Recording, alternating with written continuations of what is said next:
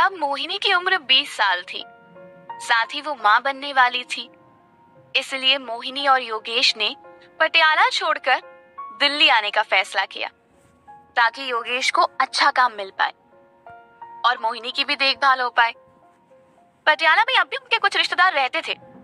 जब योगेश ने मोहिनी को छोड़ा तब उन रिश्तेदारों ने मोहिनी को वापस पटियाला आने की सलाह दी थी, लेकिन उसने हार नहीं मानी। उसने दिल्ली में रहकर काम करते हुए अपनी बेटी को पाला।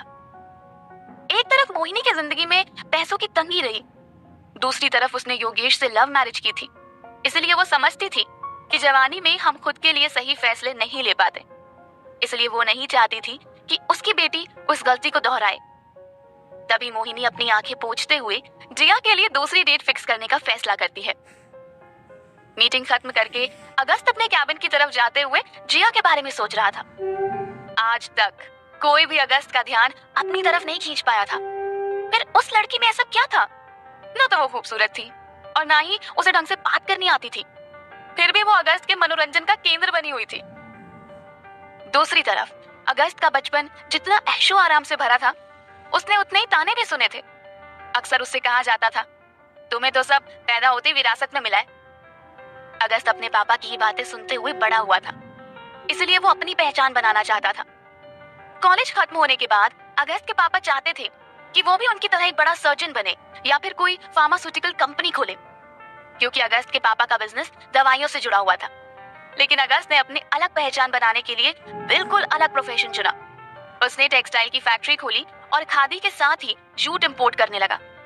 उसकी फैक्ट्री में बने नए नए डिजाइन्स इंटरनेशनल मार्केट्स में बिकने से अगस्त की अलग पहचान भी बनी और उसका रुतबा भी बड़ा हो गया। लेकिन इन ऊंचाइयों ने परिवार में एक दूसरे के बीच दरारें डाल दी।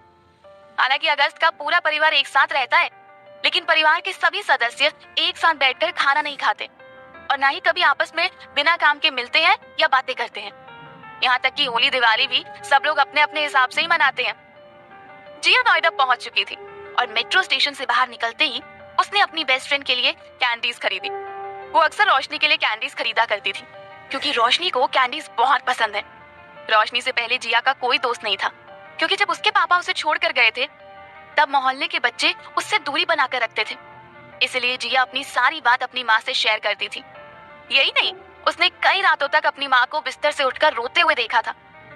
इन सबके बीच में जिया की दोस्ती रोशनी से हो गई और वो दोनों एक दूसरे के साथ खुश रहने लगी। रोशनी का घर मेट्रो स्टेशन से ज्यादा दूर नहीं था। जिया मुस्कुराते हुए रोशनी के कमरे की बेल बजाती है। आज तक कभी जिया को रोशनी के कमरे का दरवाजा खटखटाने की जरूरत नहीं पड़ी, क्योंकि रोशनी को पहले ही पता चल जाता था कि जिया आने वाली है। लेकिन आज जिया लगभग 3 बार दरवाजा खटखटा चुकी थी, पर रोशनी ने दरवाजा नहीं खोला। तभी जिया के चेहरे की मुस्कुराहट धीमी होने लगी। इतने में जैसे ही दरवाजा खुला, जिया रोशनी के कमरे में बैठे आदमी को देखकर हैरान हो गई और जोर से चिल्लाने लगी, तुम यहाँ क्या कर रहे हो? निकलो यहाँ से। रोशनी जिया को रोकते हुए कहती है, जिया, मुझे तुमसे बहुत जरूरी बात करनी थी। जिया गुस्से में कहती है, रोशनी, अब हमारे बीच में कुछ नहीं हो सकता है।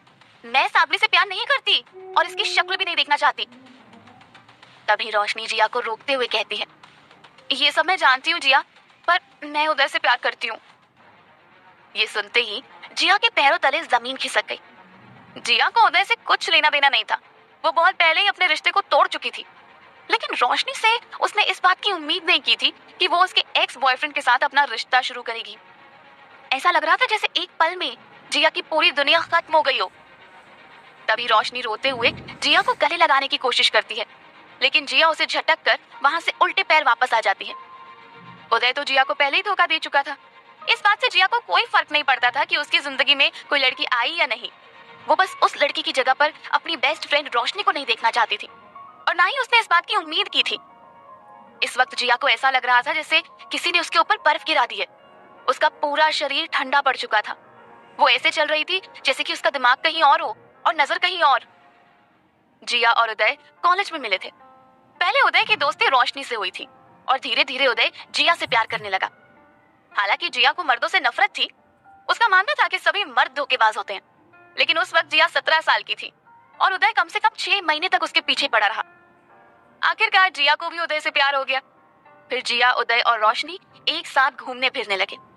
पर सेकेंड ईयर आते आते जिया को उदय के व्यवहार में अंतर दिखने लगा। यही नहीं, उदय छोटी छोटी बातों पर झगड़ा करता था। कभी यूं ही नाराज हो जाता था, जिया पर हाथ उठा देता। फिर एक दिन कॉलेज कैंपस के बाहर जिया और उदय के बीच में बहुत बड़ा झगड़ा हुआ, जिसके बाद जिया ने कभी पलट कर नहीं देखा। हालांकि उस वक्त वो पूरी तरह से टूट चुकी थी, लेकिन उसके पास रोशनी थी। रोशनी ने उसे एक पल के लिए भी अकेला नहीं छोड़ा, इसलिए जिया उस गम से उभर पाई। तभी अचानक जिया के कानों में कई गाड़ियों की हॉर्न की आवाज एक साथ आती है और वो चौंकते हुए खुद को देखती है कि वो बीच सड़क पर खड़ी है और सभी गाड़ियां उसकी वजह से एक दूसरे से टकराने ही वाली थी। जिया जल्दी से खुद को संभालते हुए रोड क्रॉस करके मेट्रो की तरफ चली जाती है। जिया के सामने रोशनी के साथ बिताया हुआ एक एक दिन घूम रहा था। उसे पता ही नहीं चला कि वो कब घर पहुंच गई। जैसे ही मोहिनी ने दरवाजा खोला, मोहिनी कुछ कहते कहते उसका मुरझाया हुआ चेहरा देखकर चुप हो गई। जिया अंदर जाते ही सीधा अपने कमरे की तरफ चली गई। तभी जिया को याद आता है कि इस दुनिया में सिर्फ उसकी माँ ने उसका बचपन से ध्यान रखा और वो कभी उसे छोड़कर नहीं गई। यही सोचते हुए जिया सीढ़ी चढ़ने से पहले पलट कर कहती है, परेशान मत होना माँ, मुझे पता है आपने मेरे लिए दूसरा लड़का ढूंढ लिया है। मैं कल उसे मिलने जाऊंगी, आप मुझे उसका पता बता देना। मोहिनी सोच में पड़ गई कि अचानक जिया को क्या हुआ, लेकिन उसकी यह हालत देखकर मोहिनी उससे उन 3 आदमियों के बारे में पूछ नहीं पाई। अगले दिन जिया की नींद सुबह 9 बजे खुली और आज मोहिनी ने भी उसे नहीं उठाया था। तभी जिया झटके से उठकर कमरे से बाहर आती है और हॉल में बैठी अपनी माँ को देखकर दौड़ते हुए माँ की बगल में जाकर बैठ जाती है और फिर अपनी माँ की गोद में सर रखते हुए कहती है, माँ क्या तुम मुझसे नाराज हो? आज मुझे डेट पर जाना था ना, फिर उठाया क्यों नहीं? मोहिनी कहती है, जिया मुझे सच सच बता, तुझे ऐसा तो नहीं लग रहा है ना कि मैं डेट पर जाने के लिए तेरे साथ कोई जबरदस्ती कर रही हूँ?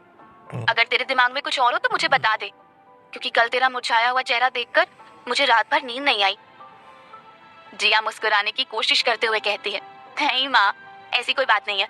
कल मैं बहुत थक गई थी और देखो मुझे एक साथ ना 3 लड़कों ने रिजेक्ट कर दिया, तो बताओ मैं खुश कैसे हो सकती हूँ? मोहिनी मुस्कुराते हुए कहती है, तुझे इस बात की परवाह करने की कोई जरूरत नहीं है। मैं तेरे लिए ऐसे 100 लड़के और ढूंढ लूंगी। आज तुझे 1 बजे गुड़गांव जाना है। तेरी डेट आज किसी कैफे में नहीं बल्कि फैशन टेक्सटाइल कंपनी के कैफेटेरिया में है।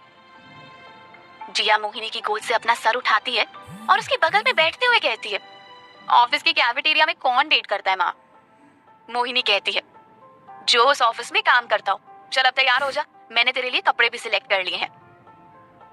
हर बार की तरह मोहिनी इस बार भी जिया को तैयार करके टैक्सी बुलाकर उसे टैक्सी में भेज देती है। इत्तेफाकन आज वही टैक्सी वाला आया था जो पिछली बार जिया को टी विला लेकर गया था। आज उसने ब्रेक नहीं लगाया क्योंकि उसे पता था कि जिया पीछे की सीट पर क्या कर रही होगी। जब जिया अपने फंकी लुक में तैयार हो गई, तभी वो ड्राइवर की तरफ 200 का नोट बढ़ाते हुए कहती है, देखो भैया, तुम 2 बार आ चुके हो।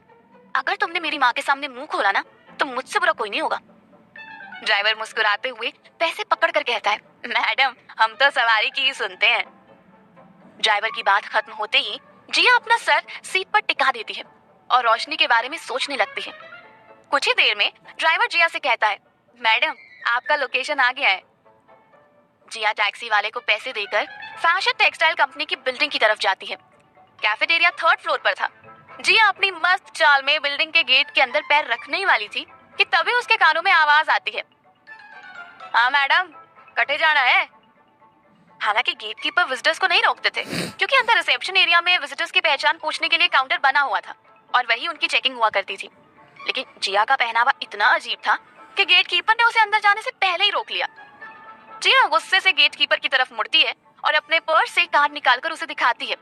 उस कार्ड में नाम लिखा था, संदीप चड्ढा। संदीप उस बिल्डिंग में काम करता था।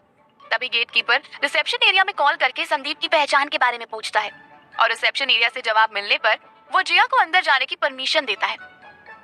जिया गुस्से में थी और आज उसकी 2 बार चेकिंग की गई थी, एक तो गेटकीपर के द्वारा और दूसरी रिसेप्शन एरिया पर। फिर जिया ने लिफ्ट न लेकर सीढ़ियों से जाना सही समझा ताकि उसका गुस्सा कम हो सके। हालांकि कैफेटेरिया सिर्फ 3rd फ्लोर पर था, लेकिन जिया 3rd फ्लोर चढ़ते हुए थक चुकी थी। जैसे ही वो कैफेटेरिया में पहुंची, वहां बैठे सभी एम्प्लॉयज उसकी तरफ देख रहे थे, लेकिन जिया सबको नजरअंदाज करते हुए सामने लगे टेबल पर बैठ गई और उसने वेटर को अपने पास बुलाया। वेटर ने आज तक ऑफिस में उसे नहीं देखा था, इसलिए वो हैरान था। जैसे ही वेटर जिया के पास आया, जिया ने वेटर को बिना मौका दिए उससे कहा, भैया कम से कम ना 2 लीटर पानी दे दो, क्योंकि मुझे बहुत प्यास लगी है। वेटर ने एक बार और जिया से पूछने की कोशिश की, लेकिन उससे पहले जिया ने उसे रोकते हुए कहा, देखो भैया, पहले आप मेरे लिए पानी ला दो, फिर आपको जो कुछ पूछना है ना पूछ लेना। वेटर ने अपना समय बर्बाद करना सही नहीं समझा। वो कैंटीन की तरफ चला गया और उसने 2 बोतल पानी लाकर जिया को दे दिया। जिया ने बोतल का ढक्कन खोला और वो एक सांस में 1 बोतल पानी गटक गई। वो जैसे ही दूसरी बोतल का ढक्कन खोलकर बोतल मुंह पर लगाती, तभी उसके कानों में आवाज आती है, तुम जिया हो राइट? संदीप ने इतने झटके से पूछा कि जिया के मुंह से पानी बाहर आ गया और वो सीधा वेटर की शर्ट पर जा गिरा। तभी संदीप वेटर से कहता है, सॉरी भाई, बहन समझकर माफ कर दे। वेटर गुस्से से संदीप की तरफ देखकर वहां से चला जाता है। जिया पानी का बोतल टेबल पर रखकर जैसे ही संदीप की तरफ देखती है, तब वो हैरान हो जाती है। संदीप का कद लगभग 6 फुट 2 इंच था। जिया खुद को उसके बगल में खड़ा देखकर इमेजिन कर रही थी कि वो उसके सामने कितनी छोटी लगेगी। तभी संदीप एक कुर्सी अपनी तरफ खींचकर बैठते हुए जिया से पूछता है, तुम फोटो से काफी अलग दिखती हो, अच्छा ये बताओ क्या लोगी? जैसे ही संदीप ने मुंह खोला, जिया उसके ब्रेसेस को देखकर घबरा गई। आगे की कहानी जानने के लिए सुनते रहिए जिया धड़क धड़क जाए सिर्फ। जिया ने काफी देर तक संदीप की बात का जवाब नहीं दिया। वो उसके दांतों को देखकर मन ही मन सोच रही थी, इसे तो लड़की मिल जाए इतना ही काफी है। इसे देखकर लगता नहीं है कि इसकी आज तो कोई भी गर्लफ्रेंड बनी होगी। तभी संदीप कहता है, जिया तुमने बताया नहीं, तुम क्या लोगी? जिया नाम में सर हिलाते हुए कहती है, नहीं बस मैंने अभी अभी पानी पिया, तुम उसका पेमेंट दे देना। अपनी बात खत्म करके जिया फिर चुप हो गई। संदीप जिया से बात करने के लिए शब्द ढूंढ रहा था। तभी चारों तरफ देखते हुए संदीप जिया से बोलता है, अपने कपड़े तुम खुद बनाती हो या कोई डिजाइनर है तुम्हारा? जिया संदीप से कहती है, देखो ये सवाल ना बहुत पुराना है और मैं कई लड़कों के मुंह से सुन चुकी हूँ, कुछ नया कहो। जिया ने एक जवाब देकर संदीप की बोलती बंद कर दी थी। तभी संदीप अपनी झिझक को पीछे छोड़कर जिया से कहता है, देखो जिया, मुझे ऐसा लगता है कि मैं तुम्हारे साथ कुछ ज्यादा ही प्रोफेशनल हो रहा हूँ और तुम कुछ ज्यादा ही कैजुअल हो। खैर मुझे तुम्हारी किसी बात का कोई फर्क नहीं पड़ता, क्योंकि मेरी फोटो देखने के बाद भी तुम मुझे यहाँ तक मिलने आई हो, मेरे लिए वही सबसे बड़ी बात है। तुम जैसी भी हो, मैं तुमसे शादी करने के लिए तैयार हूँ, बस मैं तुम्हारी राय जानना चाहता हूँ। जिया मन ही मन सोचती है, मुझे तो पता ही था कि तुम मुझसे शादी कर लोगे, क्योंकि तुम्हारी शक्ल देखकर तो तुमसे कोई भी शादी नहीं करने वाला। और रही बात फोटो देखने की, तो मैंने तो क्या, अगर मेरी माँ ने भी तुम्हारी फोटो देखी होती ना ठीक से, तो वो कभी मुझे यहाँ नहीं भेजती। अगस्त अपने कैबिन में बैठा हुआ वीडियो कॉल पर फॉरेन क्लाइंट से बात कर रहा था।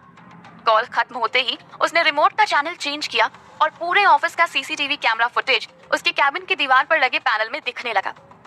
तभी अगस्त की नजर 3rd फ्लोर के कैफेटेरिया पर जाती है और वो जिया को वहां बैठा देखकर हैरान हो जाता है। अगस्त को समझ नहीं आ रहा था कि जिया यहाँ कैसे पहुंच गई और वो किससे बात कर रही है। अगस्त का ये विश्वास और भी ज्यादा गहरा हो गया कि जिया नए नए लड़कों को फंसाती है और काम निकलने पर उन्हें अपनी जिंदगी से बाहर फेंक देती है। उसका पहनावा उसके चरित्र की कुछ और ही परिभाषा देता था। तभी अगस्त का मन हुआ कि वो गार्ड को फोन करके जिया को अपने ऑफिस से बाहर जाने के लिए कह दे। फिर उसने कुछ सोचते हुए अपना हाथ फोन से हटा लिया और वो जिया को देखता रहा। संदीप अब भी कोशिश कर रहा था कि वो जिया के साथ कोई तालमेल बिठा सके, लेकिन अब तक जिया परेशान हो चुकी थी। इसलिए संदीप से कहती है, मैं तुमसे शादी कर लेती, लेकिन मेरी ना एक शर्त है, तुम मुझसे मेरी फेवरेट चीज करने से मना नहीं करोगे। वो क्या है ना कि मुझे रात को गुड़गांव के नाइट क्लब्स में जाना बहुत पसंद है और वहां आने वाले लड़के, oh my God, super hot होते हैं। अगर हम शादी के बाद कभी गुड़गांव अगर चिल करें ना, तो तुम्हें कोई एतराज नहीं होना चाहिए, क्योंकि मैं अपनी इस आदत को नहीं बदल सकती। तभी संदीप कहता है, पर शादी के बाद ये चीजें कैसे हो सकती हैं? मेरे घर वाले चाहते हैं कि शादी के बाद मेरी बीवी उनके साथ राजस्थान में रहे। ये सुनते ही जिया जोर से चिल्लाती है, शादी तुम्हारे साथ होगी और बीवी माँ बाप के साथ रहे? ये कैसा माजरा है? क्या तुम खुद सुन भी रहे हो? तुम मुझसे क्या कह रहे हो? फिर जो बच्चे पैदा होंगे वो तुम्हारे होंगे या पड़ोसी के? ये सुनकर संदीप वहां बैठे लोगों को देखने लगता है। वो सब लोग उसके साथ काम करने वाले थे और वो उनके सामने अपनी इज्जत उछलते नहीं देख सकता था। इसलिए उसने जिया को शांत कराने की कोशिश की, पर जिया चुप रहने का नाम ही नहीं ले रही थी। इसलिए संदीप ने वेटर को अपने पास बुलाया और उसे कुछ पैसे देकर वहां से चला गया। अगस्त सब अपने कैबिन से देख रहा था, पर उसने जिया को रोकने के लिए एक बार भी गार्ड को फोन नहीं किया। ऐसे माहौल में अगस्त अक्सर अपने गार्ड को भेज देता था, लेकिन आज वो सिर्फ जिया की हरकतों का आनंद उठा रहा था। संदीप के जाते ही जिया चुपचाप कुर्सी पर बैठ गई और उसने पीछे मुड़कर संदीप को दरवाजे से बाहर जाने तक देखा। फिर उसने अपने टेबल से बचा हुआ पानी का बॉटल उठाया और उसे एक सांस में पी गई। ऐसा लग रहा था जैसे जिया उस लड़के को भगाने के लिए वहां बैठी थी। 5-10 मिनट शांत बैठने के बाद जिया वेटर को अपने पास बुलाकर पूछती है, हाँ तो अब बताओ, तुम मुझसे क्या पूछना चाह रहे थे? हालांकि वेटर के पास अब जिया के लिए कोई सवाल नहीं था, इसलिए उसने ना में सर हिलाया और वो कैंटीन की तरफ चला गया। जिया भी टेबल पर हाथ टिकाते हुए खड़ी थी और कैफेटेरिया से बाहर चली गई। उस बिल्डिंग से बाहर आते जाते जिया की नजर एक ब्रोशर पर पड़ी जिसमें लिखा था न्यू रिक्रूटमेंट। हालांकि जिया टूरिस्ट गाइड बनना चाहती थी, पर उसके पास अब भी करने के लिए कोई काम नहीं था। तभी उसके मन में ख्याल आया कि अगर उसे कोई जॉब मिल जाए तो वो अपनी माँ की मदद करने के साथ साथ अपना खर्चा खुद उठा सकती है और हो सकता है इसी बहाने उसके टूरिस्ट गाइड की ट्रेनिंग के पैसे जमा हो जाए। जिया ने ब्रोशर अपनी जेब में रखा और वहां से चली गई। घर पहुंचते ही मोहिनी उसका बेसब्री से इंतजार कर रही थी, क्योंकि मोहिनी ने जिया को फैशन टेक्सटाइल भेजने से पहले संदीप का इंस्टाग्राम प्रोफाइल नहीं देखा था। आज जब संदीप उसका फोन नहीं उठा रहा था तो वो उसे सोशल मीडिया पर ढूंढने लगी। उसकी नजर संदीप की आईजी प्रोफाइल में गई, जिसमें कई फोटोज ऐसी थी जिसमें साफ पता चल रहा था कि संदीप कितना बदसूरत दिखता है। तभी दरवाजे की घंटी बजी और मोहिनी ने दरवाजा खोलकर जिया को गले लगा लिया। जिया को समझ नहीं आ रहा था कि अचानक क्या हुआ, इसलिए वो मोहिनी से पूछती है, माँ क्या हुआ, सब ठीक था? और वो लड़का? मोहिनी ने जिया से उसकी बात पूरी होने से पहले ही रोकते हुए कहा, मुझे माफ कर देना बेटा, मैंने संदीप की फोटो अच्छी तरह से नहीं देखी थी। मैं जानती हूँ तुम मुझसे बहुत प्यार करती हो, इसलिए तुम आंखें बंद करके उस लड़के से मिलने चली गई। ये बात सच है कि मैं तुम्हारी जिंदगी में खुशियां देखना चाहती हूँ, पर एक ऐसा पति तुम्हारे साथ खड़ा देखना चाहती हूँ जो तुम्हें सहारा दे सके। पर इसका मतलब ये नहीं है ना कि मैं तुम्हारी शादी किसी से भी करवा दूंगी। इतना कहते ही मोहिनी की आंखों में आंसू आ गए। जिया अपनी माँ के आंसू पोंछते हुए कहती है, माँ अभी खोज खत्म नहीं हुई है और आप अभी से हार मान रही हो। चलो मुस्कुराओ, मैं कल फिर से डेट पर जाऊंगी, बिल्कुल मना नहीं करूंगी। मोहिनी हाँ में सर हिलाते हुए जिया के माथे पर किस करती है। तभी जिया जाकर सोफे पर बैठ जाती है और मोहिनी किचन की तरफ जाने लगती है।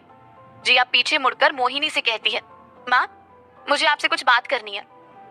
ये सुनते ही मोहिनी के दिल की धड़कन तेज हो जाती है। मोहिनी सोच रही थी जिया कहीं ऐसा ना कह दे कि वो किसी लड़के से प्यार करती है और उससे शादी करना चाहती है। हालांकि मोहिनी ने कभी भी जिया को किसी बात पर रोक टोक नहीं की, लेकिन अंदर ही अंदर मोहिनी कभी नहीं चाहती थी कि उसकी बेटी उसकी तरह किसी लड़के के चक्कर में फंसे और फिर उसकी जिंदगी बर्बाद हो जाए। मोहिनी अभी वहीं खड़ी थी।